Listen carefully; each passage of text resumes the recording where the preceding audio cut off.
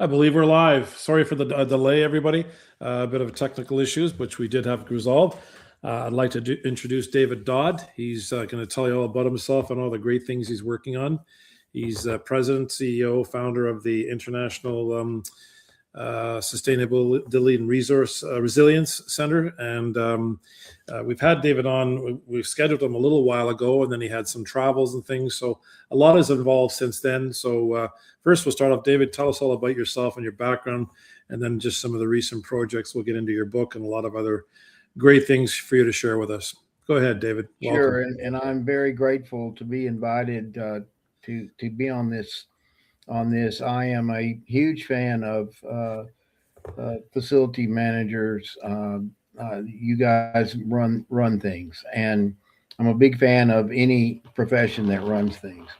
My own background is starting in banking and then going into economic development. I've been in economic development now for 35 years. But along the way, I encountered this thing called Hurricane Katrina. I live in New Orleans. So this was obviously a very personal thing, but it also opened the door to a new profession that I now spend about 80% of my time in, and that's disaster resilience and recovery. Sure. Along the way, I uh, connected with the United Nations Economic Commission for Europe. They have a public private partnership center of excellence. And I was originally one of 8 specialist centers of excellence. And my center dealt with disaster recovery and resilience using public private partnerships. Not long after that, I founded the International Sustainable Resilience Center. And about a year after founding that, I co founded the World Association of Public Private Partnership Units and Professionals, or WAP, which you're involved with, Wayne, in the North American chapter. I am the chair of the Sustainability and Resilience chapter, and we're always looking for ways to bring public private partnerships and resilience together. That has really exploded in the past year. Can imagine. Just a little bit of more about that, and then I'll connect it to what you guys do in facility management. In 2025, I think in part due to severe cutbacks in investments in sustainability, which by definition is basically carbon reduction, Hmm. carbon mitigation, and that shifted everyone's attention to what I do primarily, which is climate adaptation, and that's the same thing as resilience. Sure. And so investments in climate adaptation went from 4% of total climate investments to 40% in a year. $1.35 trillion of new money has been committed to increasing resilience around the world. Sorely needed. We still need more, in fact, to be Absolutely. able to bridge the gaps that have been around for decades in what we need to invest in climate resilience and what is being invested. But it's certainly a great step in the right direction. Absolutely. Do you So, find, David, sorry, do you find, David, that there's more of an awareness now by virtue of the so-called, frequently occurring 100-year events that are happening much more than that interval? Like there's more of an awareness now, and obviously it has an impact and a cost. So better to get ahead of it, like you said, and prepare for that and be resilient. You're gonna have to spend the money anyway, and it's a lot better to do it proactively instead of reactively. Do you find that, or is it more of an that awareness? is that is exactly what has happened, Wayne. And I I'm a pretty pragmatic guy, and I say, look, I don't get into the whole debate about what causes climate Yeah, change. All I know is that you have to have your eyes closed if you don't believe that the climate is changing. The numbers bear that out. sure. And the thing that often people that believe that the climate's not changing say is, well, we didn't have any hurricanes in 2025 in the Gulf of Mexico. Well, that's not the way this works. It's not on a straight linear path. It goes, it's not like this. It goes up and down. You can't predict the climate. You can try to predict the weather. There's an old saying. As I said, in economic development. The only two professions where you can be consistently wrong and still be successful are economics and weather forecasting. That's very true. Because both are really hard to predict. But my point is that the overall line is upward. Mm-hmm. And we're seeing these impacts start to really take shape in the way of heat waves, drought, and it's not all, they stopped saying global warming for a reason, because it's not only hotter, it's colder. True. Because these massive weather systems like the Gulf Stream that have been around for eons are being disrupted. And so, we had record cold temperature all across the United States and in Canada too. I know, Wayne, over the past couple of weeks.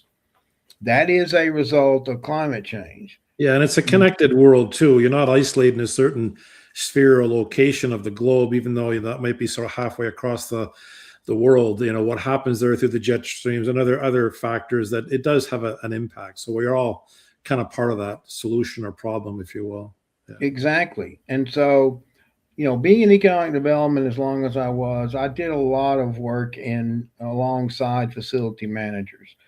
And, I've been in and out of being associated with you guys for several years, and I'm loving being, kind of permanently attached to you guys. And, to me, what's happening makes your responsibilities more difficult.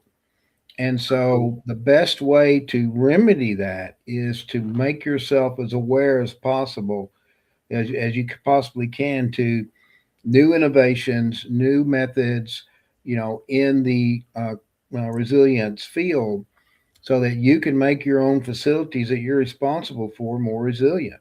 Yeah. Do you feel, David, it's also, it is a bit of a two-pronged approach. It's sort of even before, like, resilience is dealing with them being prepared, business continuity and emergency preparedness. That's all vital, critical functions you need to be, prepared for. But that said, and I know you have sort of stepped away from that, which is very controversial, the sort of argument, the environmental argument, if you will, or the GHG reduction, all that kind of stuff, right? Even if you don't use the terms global warming, or you're not an Al Gore fan or whatever, there's so many different schools of thoughts, and you can come up with compelling arguments on both sides of the equation. That said, you can't refute the facts. When you look at the trend it's a troubling trajectory. You look over the last 5-10 years, it's not going down, it's going up. So, maybe you don't know the reason for it, but so preparing for it makes sense, like what your focus of what our discussion is today. But part of the solution is also mitigating that and, reduction of certain things, which, are kind of fundamentally, from a technical or even scientific point of view, are something, just kind of the best practice of things you should be doing to some degree. As to how much, there's a cost to that, of course, a premium. And that's part of the problem too. The economics come into play, and it's like, yeah, it's a good idea, but not today, maybe tomorrow. And, it'll be the next generation that gets stuck with that unfortunate problem, and costly resolution to that as well, I imagine. Yeah. No, I don't disagree with anything you're saying. The thing that, to me, is readily apparent is the cost of this. Mm-hmm. And, my dad always said, if you really want to get someone's attention, you talk about what's in their pocketbook. Yeah, true enough. And the economic cost of disasters worldwide has hovered over $1 trillion a year, the total cost. What people focus on are the damages, which are often in the hundreds of billions, but that's not the number one cost, Wayne. Mm-hmm. Direct damage is not the number one cost of disasters. Interruption is. Yeah. Interruption of business, interruption of livelihoods. That is where the real cost is. And I give a lot of credit to the United Nations Office of Disaster Risk Reduction, because They got new leadership about 3 years ago, and they are all over this. Mm-hmm. And they project the same things that I've been projecting for years. That when you look at the total economic impact, negative impact of disasters, it's Sure. over $1 trillion a year. So you're taking about 1.5% of global economic output and you're flushing it down the toilet. Yeah. So when you put it in those terms, then people say, okay, what do we need to do? Well, you need to invest in resilience. And I have technology that can show anyone how an investment in resilience can be measured in terms of return on investment through Yeah. reduction in damages. No, and that's And great yeah, insight. yeah, there's a lot of people out there that are doing this. Well, the difference with us is we look at the total economic impact, not just the direct damages. We look at the social and societal impacts, Mm-hmm. and we also look at the environmental impacts through. If you have to rebuild infrastructure, you have to rebuild homes. Guess what you're using? Carbon. You Mm-hmm. can reduce carbon significantly by increasing resilience. Yeah, So when you that's a put very, all that very good point. together, yeah, when you put A all lot of that people don't together, think about that because even if you just sort of had no issues, just with the growth of the population and the demand for those resources, i.e., carbon that's embedded in those, you're still going to have that. But you have that growth, population in the world globally, as well as, like you said, the rebuilding component. And we're not even talking about wars and other things that cause those, which are, you know, they're not environmentally driven. They're driven by human beings. That's a different story entirely, which could be something we could have control over if we did. So even under the best of circumstances, it's an unfortunate equation. You well, mentioned when Katrina. I'm sorry, you mentioned Katrina, which is some time ago. But speaking of resilience, if you look at fast forward to today, what Katrina was, what, 2005? yeah, it was 20 Yeah, years ago, 20, last 20 year. years, I thought, a long time ago. And that's a long enough time, you would think, or you'd like to think. But where are we today? Just on that, and then maybe just focus on that for a second, because obviously that sort of got everybody's attention, and that impacted you directly, right in your own, in your own home, backyard, so to speak. What has it really evolved where the awareness is obviously there, but what about the preparation and the diligence and the actual execution of doing something about it, which is what you're about when it comes to resilience? Are those in place now? Like if Katrina happened tomorrow, over 20 years later, are we better prepared than we were over 20 years ago, or is it marginally at best, or is it even the same? Well, we had another Katrina 5 years ago on the 15th anniversary of Hurricane Katrina, Hurricane Ida. The Okay, difference was it was the yeah, same size, same intensity right, as Katrina, but instead of going 40 miles east, Katrina actually hit in Mississippi, 40 miles east. right. It was the flood, it was the storm surge. Okay, The lake above New Orleans, which is 24 miles wide and 60 miles long, is a very shallow lake. mm-hmm. And that storm surge, because the water was so shallow, overcame the levees, the protection, the dikes protecting New Orleans, and that's why it Sure, flooded.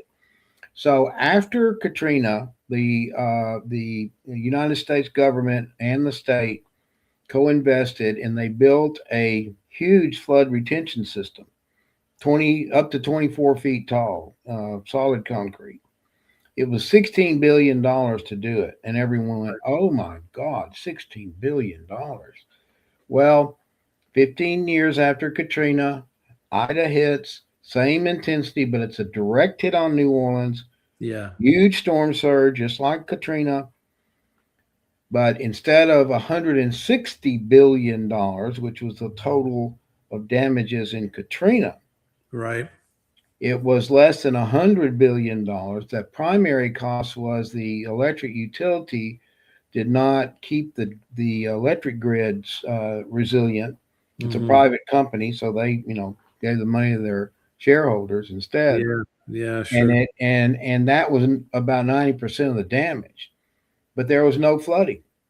So when you look at it from that perspective, you make a a $16 billion investment, and it saves you $60 billion in damages. That's Yeah, the most elementary and real way for me to Yeah, and that describe was a little what the while ago. So if you look at today moving forward with the convergence of technologies and the improvement, it would probably be even a better sort of ROI, if you no, will. yeah, I think so. And I you know, think like obviously there's no it's question about recurring. that. Yeah, And this is true all over the world. And we can talk about typhoons in the Philippines. We can talk about the earthquake and tsunami in Japan, which was the sure. worst disaster I'd ever seen. That was $240 billion, and 19,000 people. You can't put a price tag on No, no, people. you're right. It's But what's happened is that technology is really moving swiftly now in this field, and like everything else we talk about, AI is a part of this. I was just going to touch on that. I say with AI, would that help us in I mean, looking ahead for certain models, financial, economic, and environmental, and otherwise, to prepare Well, the better? modeling system I have, Wayne, AI, we're implementing it now. It will reduce the cost by 2/3 of gathering and analyzing the data. That's It'll significant. reduce the time, most importantly, to do this analysis from about 2 months to about 2 weeks. Wow. So it really AI really I can give you a real live example of how it's changing things. But there are a lot of new technologies, and especially things that building managers should be Hmm. aware of, especially in materials. Sure. Anyone that was in California or other places around the world that had severe wildfires, there's new technology in building design to be very resistant to I was wildfire. just going to say, there's a famous picture. It was somewhere. I'm not sure if it was Katrina or something related, but it was related to that sort of weather slash environmental event. And it showed the one house that had been constructed, newer home construction in the same neighborhood, and it showed all these houses around, which had virtually decimated. And it was a storm surge. That's the And there was California one that was just wildfire. standing there, like, and it was virtually nominal damage. Like, it was. That's the wildfires in Los Angeles, and there were about 5 homes that had been made. Their owner saw ahead and said, "This is going to happen again. Let's Yeah. invest a little bit more and And make these they fires." survived. I mean, their neighbors didn't, but they did. So it was, I mean, virtually nominal. It was very negligible damage. It Mhm. was not that much at all. So, like you said, when you look at the design and construction things, so as far as that resilience, to mitigate that, and then yeah, I hear you. And there's Well, a lot of things that building managers can do that aren't very expensive, that can reduce damages in their facilities, and that's everything from hardening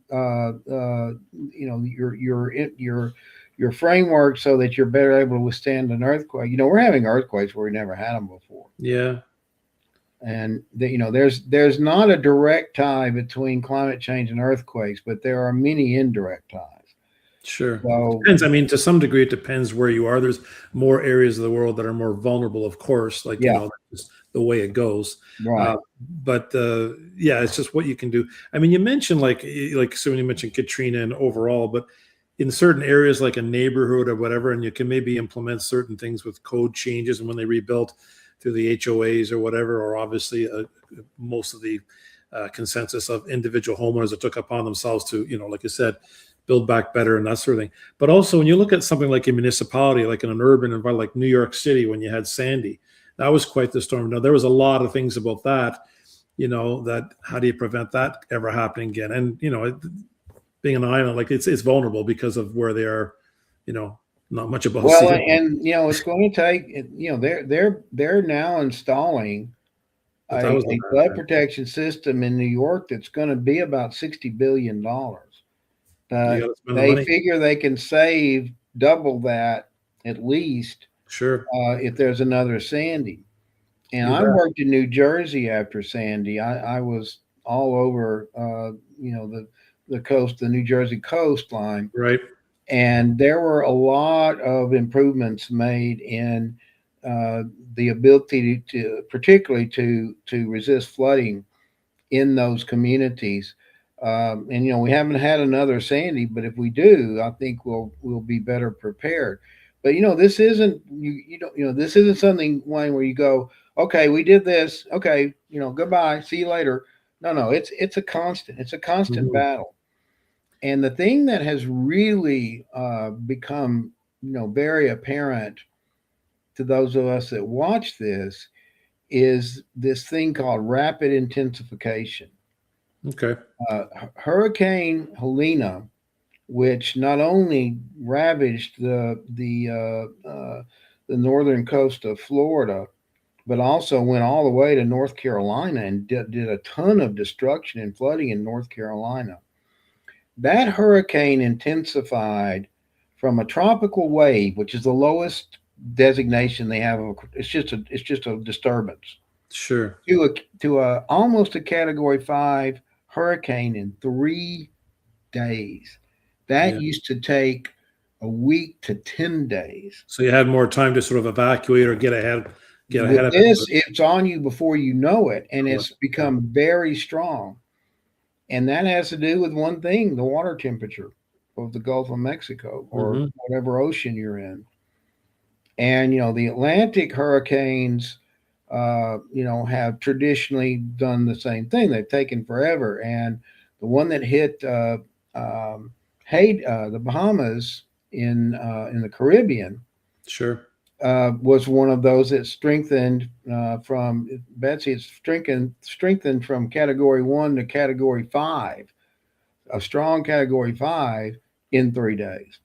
So these are changing the way we have to be able to respond to and be better prepared to be much faster. Yeah. Has the forecasting gotten better? I mean, some of the communication systems and methods of doing that and evacuations and notifying people. I mean, assuming they're prepared with, like you said, the resilience steps that have been taken. But once it happens, you gotta move out of the way, so to speak. Is the forecasting gotten better? That does save lives too if you're prepared. Well, the technology's definitely gotten better. The problem is funding. Okay. And without adequate funding, it's hard to make those things happen because you don't have the people and you don't have the funding to properly run the equipment and maintain it. Now, we haven't seen anything dramatic happen. Again, we were spared from any hurricanes in 2025, and that goes back several decades before we, the last time we had that much good fortune. Yeah, that's just an anomaly, though. That's going to change, and we know it is. Absolutely, we know it is. Well, just like Sandy, too. If you had looked and said any kind of models were looking at the 100-year history, and you said we got to spend $60 billion to do this thing, they would have think you're crazy. Yep. Now they don't, because it's happened, and say we don't know when it's going to happen again. So there's that unpredictability factor that is prevalent, right? I mean, it's certainly not scaremongering or something that's unwarranted when you look. I mean, depending on the area, what you're talking about, what scale, but certainly, like you said, from facility managers too, from that perspective, when you look at risk mitigation, I mean, just talk to insurance companies; they'll tell you in places like Florida and that you can't even get insurance now. Condos, like certain things that have happened, it's triggered other events, and it's very, very difficult for a lot of people just to do whatever, right? You've got a place to live, and how you're going to, if you can't get the insurance, or if something happens, you have no insurance, they're just wiped out. So you're right. The impact, the socioeconomic, is much higher than the actual damage cost. That's a fraction of what the real cost is, the true total cost. So, going back to the topic at hand, the problem is it's like purchasing insurance. Yeah. When you purchase insurance, life insurance, you're betting that you're going to die. And the life insurance company is betting that you're going to live. And so you can take that and apply it to, you're betting that there's going to be a disaster. Yeah. And your owners / investors are saying, well, wait a minute. Why are you betting that there's going to be a disaster? And what I would say to that is, just look at what's happened the past 25 years. Yeah, true enough. Which side do you want to be on? Yeah, prepare for the worst and hope for the best. Investment, that the odds that you're going to have significant damage to your facilities are much, much higher than they were 20 years ago. That's a very good point. And that's, and you have data and stats to back that up. Yeah, no, insurance is the only thing that you pay and you hope you never need it. It's not it's like nothing else you would really. And that's why That's I'm what it trying to is. get Yeah, people, especially people that are investors, people that own things, to sure. look at this and say, this is insurance. That's what it is. And in fact, Wayne, this is something that's very important. Over the past 5 years, insurance linked securities and what's called alternative insurance has become a very, very popular method Right. to speed recovery and protect assets. And there are a number of really well tested and proven insurance style securities, Okay. what they call alternative insurance, that pays very quickly, that ensures that you don't sustain large losses. And you don't have to do that by yourself if you're managing a large office Cool. building. Yeah. You come in with the community Yeah. and Cool. everyone does that together. Yeah, And that's a that's great idea. happening more and more. It's becoming extremely popular because it's a better solution. Yeah, no, and geographic too. You spread the risk, and it's everybody has a common interest, so it makes total sense. Exactly.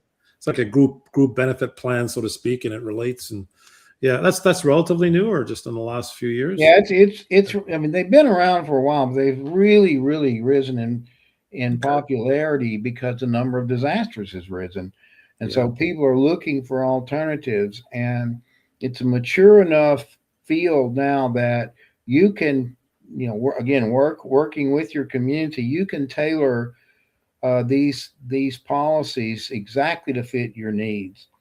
And they have reduced, they because the volume has increased, the cost has reduced.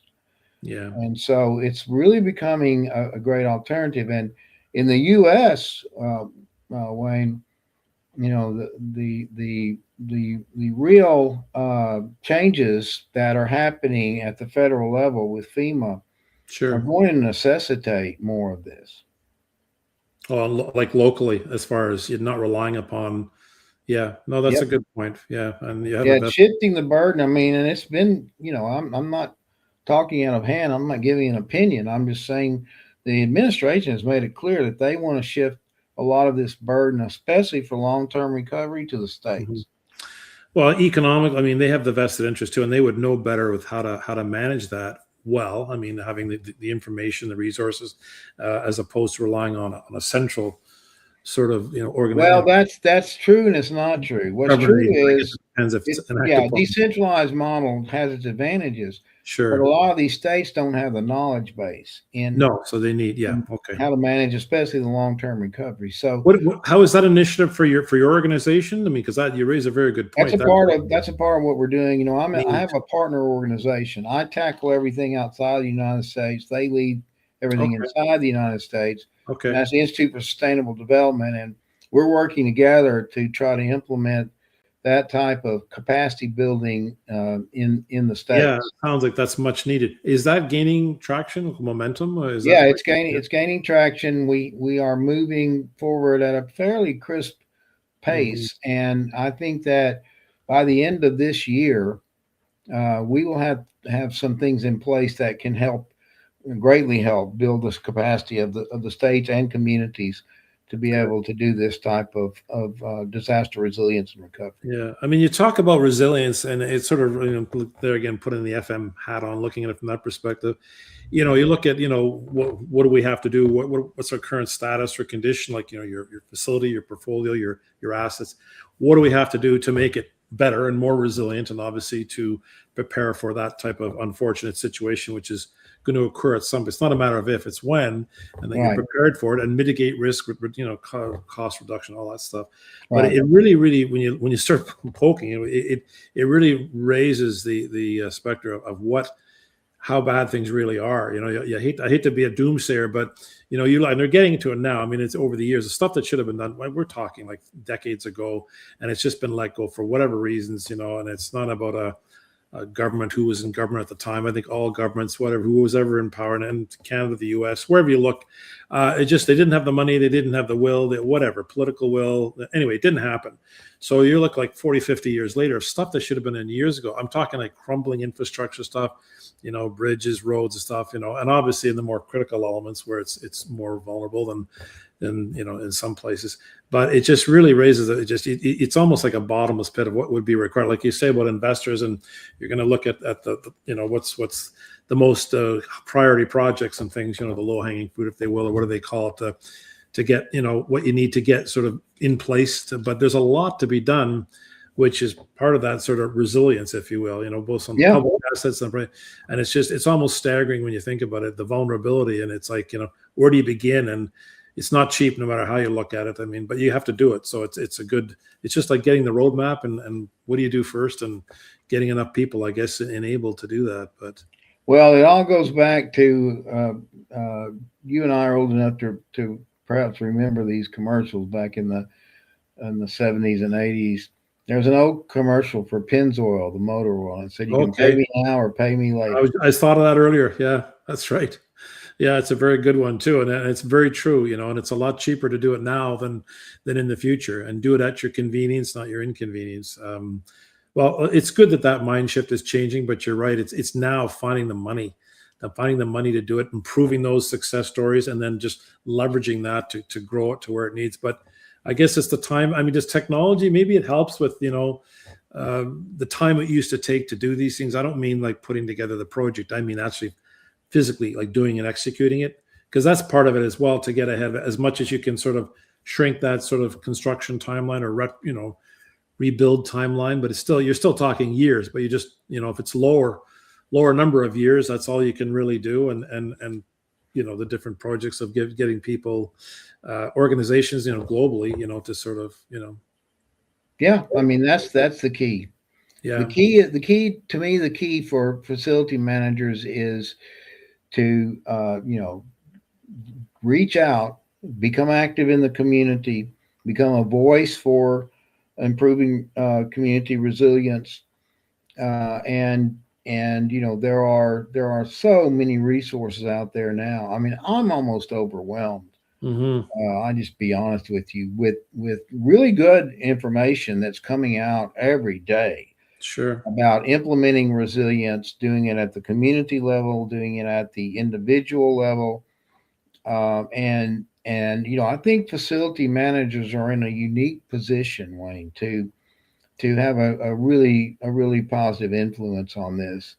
And so, and just talking to your members, I would just say, get out there and find out what's going on now, and find out how you can be a catalyst to improve resilience at every level, and that will by extension improve the resilience of your facilities. Yeah, no, there's no question. You're right. It's a local situation. Everybody has to take ownership, and you have to look at it. How does this impact me, and what can I do to support the larger initiative? We've got some actually in the comment stream here. I'll just read of Kathleen. That's one of our colleagues, Kathleen Lusman. Very informative. This issue of insurance is a growing concern.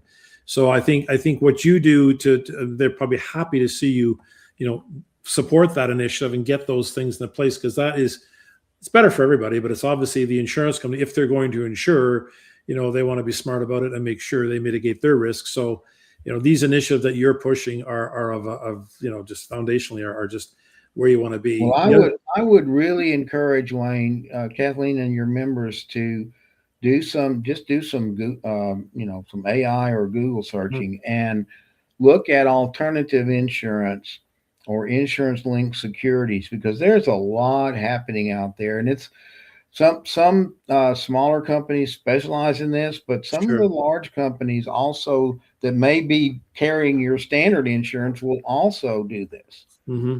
Yeah, so we're going to be updating our website on GFMA website about a resource sort of repository for all this kind of stuff. We're in the process of building that and rolling that out in the not too distant future. Fran, my partner, he's raised the thing. Fran Raybuck, he just put a thing in here. Yeah, he said the long-term FEMA is pushing dollars and responsibility down to the local level. Locals in a region know best their community, what to do and how to do it.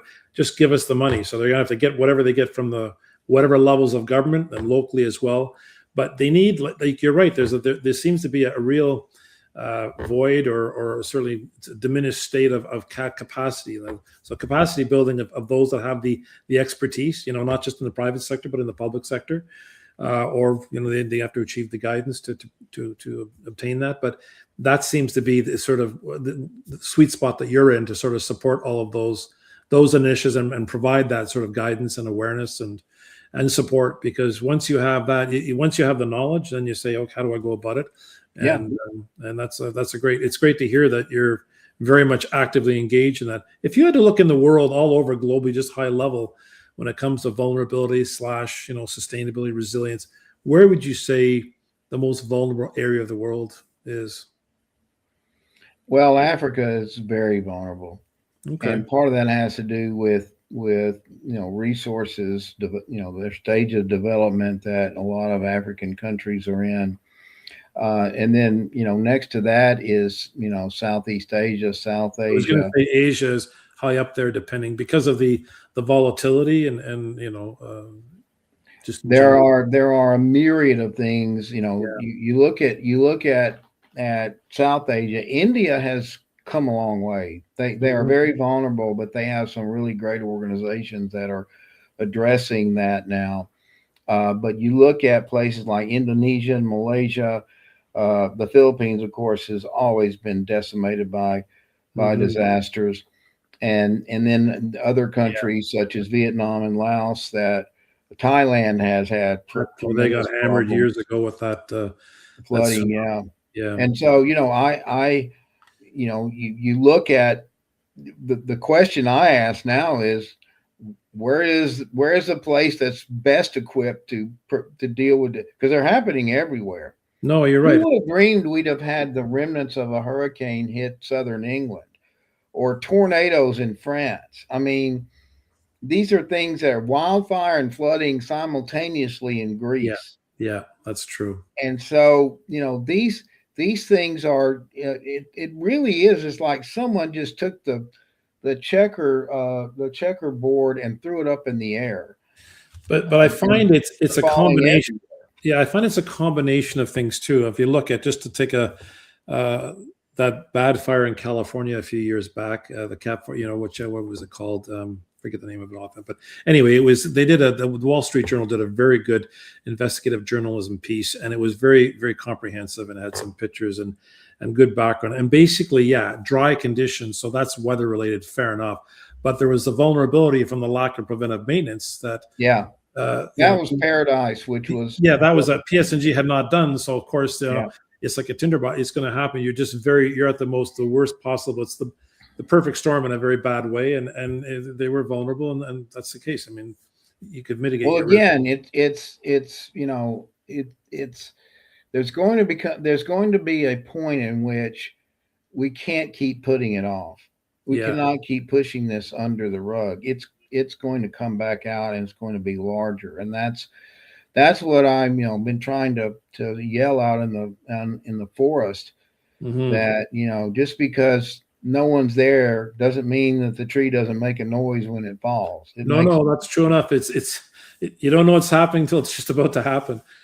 Kathleen raised another good question here. We've got in the book. Is there a greater weather type disruption in the southern countries, like the southern hemisphere? The southern hemisphere, by and large, if you look at all the factors combined, population, wealth, all of those things. The southern hemisphere is much more affected than the northern. That's a great thing to bring up, Kathleen, because if you're in, well, let's just take Brazil, and Brazil is one of the wealthiest countries in the southern hemisphere. Sure, yeah. And they have had utter devastation. The southernmost state in Brazil, which was it was their equivalent of the Midwest for us, the manufacturing hub. Okay. A very large state with a huge population. The entire thing was flooded. The entire state was underwater. Incredible. Yeah. And the things that are happening, you couldn't imagine anymore. And I think maybe it was Kathleen, someone said something about the 1,000 year, maybe it was you, Wayne. I think you had said something about that to me before that we got on this. There's no such thing as 1,000 year flood anymore. Oh no, those are And it was never meant that it was only once in 1,000 years. It meant that there was a 1 in 1,000th chance of it happening in any given year. But that's had to be wiped completely away because yeah. Louisiana, Yeah. Louisiana in 2016, we had two 500-year floods 4 months apart. Yeah, so that goes out the window. That's sort of, I mean, that worked years ago when you go back 100 years, but then, you got to look at all the scenario, what the impact is and what the number of people, what you're generating and all the impacts that those have and why those things. I mean, that's an exercise in itself for, I'm sure many very smart people to try to correlate to what that really means. But you just say there is a difference from 100 years ago and in many respects for what we're consuming or, materials, what the world, how the planet operates today than it did years ago. So obviously there's different impacts. Another question came up, metrics and that for sustainability. That's another thing because obviously you're involved. I'm involved in the standards with international ISOs and FM standards in particular. I know you are as well, and subject matter expert putting expertise into that. What do you see that as it's more standardization is what it's all about, but there seems to be local like developed, there's competing standards, metrics for sustainability and that as well as, well, in other realms too, even on the FM side, although that seems to be somewhat coalescing to a more common thing because otherwise you can pick something that's good today and maybe tomorrow and a year or two from now, I think, oh, there's something new. And then you've kind of, so you sort of don't want to be an early adopter. You want to make sure it's established before I'll put it in technical terms, Wayne. It's a mess. Yeah. So that doesn't change. I give UN DRR, UN Disaster Office of Disaster Risk Reduction, a lot of credit because they've really taken a charge in trying to standardize some of these metrics, but there's still a long way to go. And I work closely with the Coalition for Disaster Resilient Infrastructure, who's a partner of UNDRR. Mm-hmm. And they're based in India. They are a great group of people, and I work hand in hand with them on trying to really come up with global standards that eliminate a lot of the confusion. Because if you're a building manager, you're a facility manager, you're out there looking, you'll be overwhelmed. I mean, it's really become to me. I know you can't have too much information, but it's too much different information. Yeah, it's confusing and conflicting. Yeah, I agree. That's my self-criticism of my profession. Is we've got to become more uniform. Now, not everything, every place is different. We know that, but you need to have some standardization of what resilience really is. Yeah, on the core elements, and you look what's specific to your particular area or region, or in this case, a client's needs, whatever, because there's differences, right? Every situation or is different. Absolutely.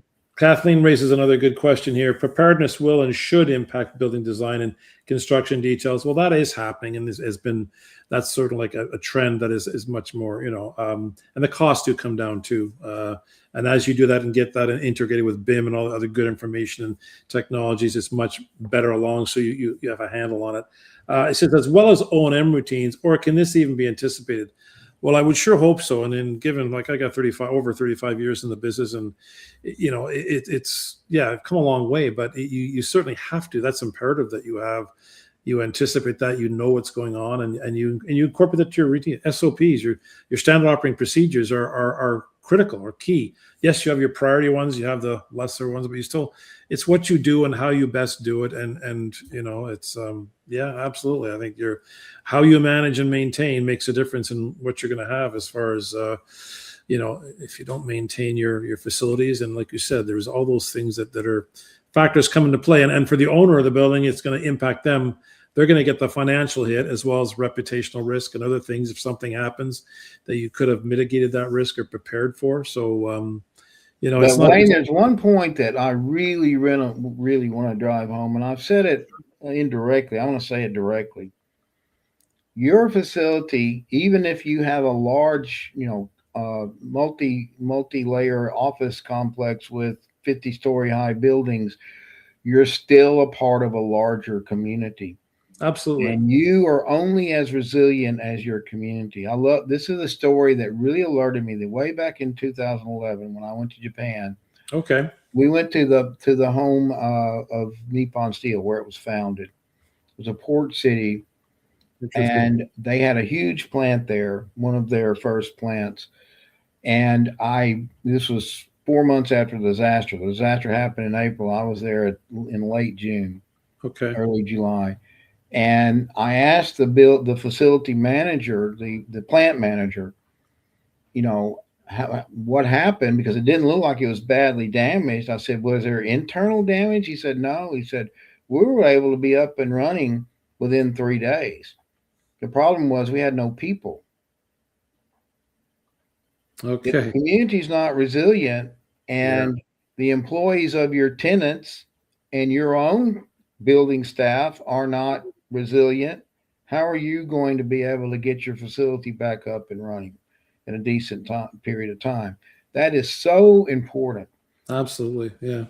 Yeah, no, that's a glaring omission to have, like you say, have the like the sort of the buildings, the infrastructure, sort of you've got that sort of addressed, but you don't have the on the staffing and your business continuity, all that sort of stuff, and communications, what you do, and you have loss of power or other things. How are you going to manage and get through it? It's one thing to sort of respond to the emergency and then Well, get back up. I'll ask a question. Right? And I don't mean to be arrogant, guys. I have tremendous respect for.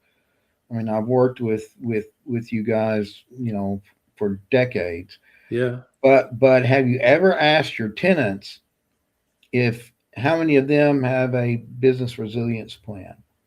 Very few, sadly. I would suggest. I mean, they don't think about it. It's not their core business, and they just think it's being taken care of. Someone else will take care of it. But But that's one of the greatest things you could bigger do, in companies my don't. opinion, Yeah, is to say, hey, let's just bring, and you can bring people in for, I do it for free. I mean, I because I believe in it. Just to bring someone in to do a short course. You could do it. You could do it all online. But getting that information in the hands of your tenants yeah. could not just Well, save them, could save you. yeah, we need to do a course, Dave. That's a separate discussion, but certainly we're ramping up our learning platform in the coming months. So that's something, just have a free,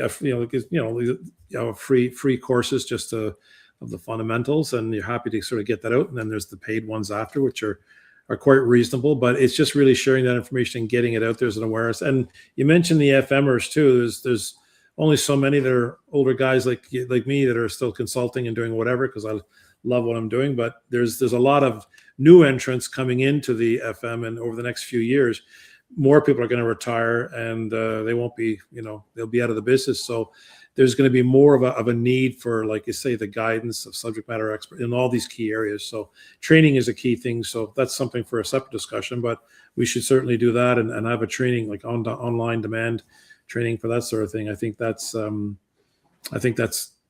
that's going to be much needed, and it's an awareness, and then it's training and being prepared for that sort of thing. And there's only so much you can do, but there's a lot to do. So you raise the good points. We're sort of running on time. We've such a great discussion. We still have some time left. What about your book? Let's get into some other areas about what you're doing. You're a very creative and innovative guy, and when you're talking about resilience, I say that as a person, personally, you're very resilient. So I know you had a book just come out recently. Tell us about that, and Oh, maybe a plug thank for you, that Wayne. too. Yeah, Yeah, I won't take that would long be to great. do this. No, for sure. In 2019, I was doing disaster recovery in Puerto Rico. We stayed in Puerto Rico 5 years. Okay. Longest by far recovery operation we ever did. I was working for the Economic Development Administration doing economic recovery. And in the middle of that, I had a small wound in my foot and I contracted a deadly bacterial infection. And I had to have my left leg removed to save my life. The only way you can treat it is to remove it. And so they removed my left leg. I learned how to walk with a prosthetic. Mm-hmm. And 25 years before that, I had been involved in a horrific automobile accident, and I almost died, and I had to recover from that. So friends started saying, "Why don't you write a book about what happened to you?" And I thought, you know what, this could serve a purpose. Yeah. So I tell my story. I tell about what happened to me and some other things in between. But within that, I embed 5 principles of personal resilience. And it's a very short book. It's only 73 pages. You could read it in one sitting. Yeah. But it was designed that way because the thing I wanted people to do was to take away those 5 principles for whatever happens. There's none of us that are, outside of college that have not had something happen. And a lot of people below that age have had something happen in their lives, losing a loved one, divorce, financial problems, whatever it is, and disasters. Stuff happens. And so this was designed to appeal to anyone who's having hardship and the things that you can do to effectively rebound, recover, and come back stronger. Yeah. No, that's great. And I'm glad it's called Where Do I Sign? It's on Amazon. If you have a Kindle subscription, you can download it free. Yeah, I have it. It's great. No, that's why I wanted to.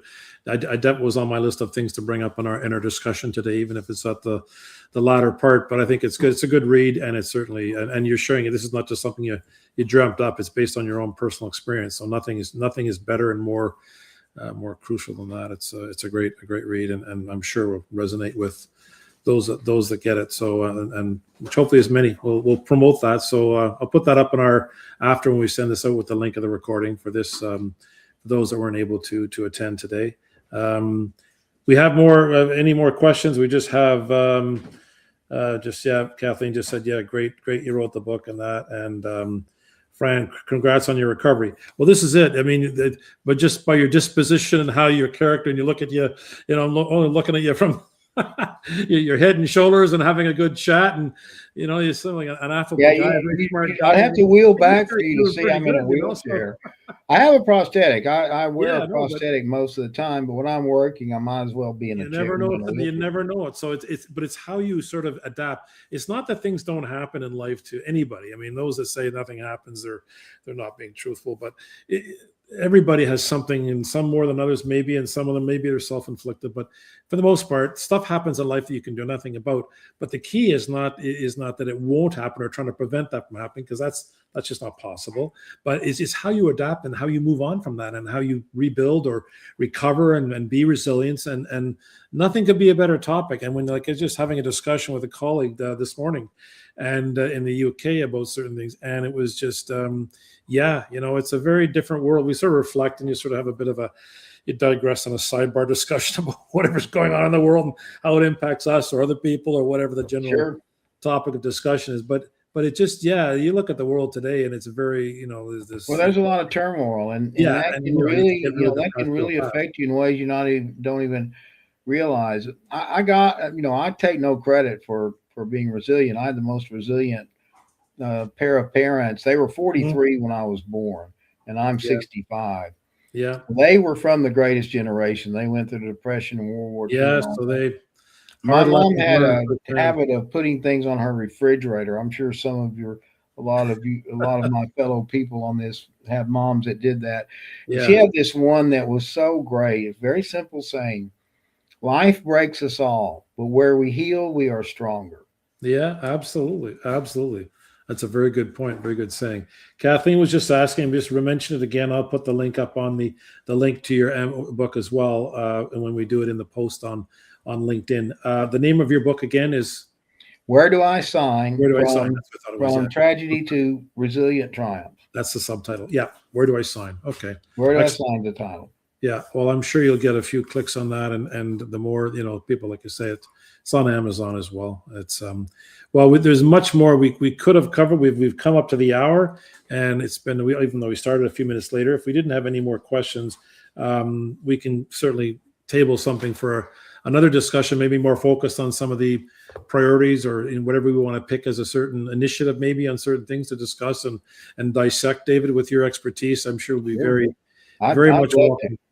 So we'll definitely have a lot of fondness for this profession. Yeah. Because I dealt with building managers, facility managers for decades. So anytime, I'm available anytime. Well, we'll definitely have you back in the near future, and we'll pick a relevant, timely topic and for an introspective discussion, and we can open it up to, like you said, we have it like a one-on-one interview, but we can always open it up to a panel as well, yourself and some other folks. And Yeah, I could bring a couple of people. One that is a great guy, and he doesn't sell. I wouldn't bring anyone to sell anything, but he can No, give we you a don't. lot of great information about alternative insurance. His name's Alex Korb. He's a super guy. Okay. And Well, maybe we'll tee that up for in the near future yeah, and have a follow on for that, because and we're going to be posting these on our YouTube channel and through LinkedIn as well. So everybody that and it's streamed, so who wasn't able to join us today, there's always the residual people that will click on this to watch the recording and have a transcript as well. So just good to share that information, and a great just love having great guests like yourself that can really open up and bring value to the discussion and share, and it's a benefit to everybody. So thanks again, David, and be well. 100% my pleasure, my friend. And we will talk real soon. Okay, sounds great. Thanks, Thanks everyone. Take care now. Bye for now.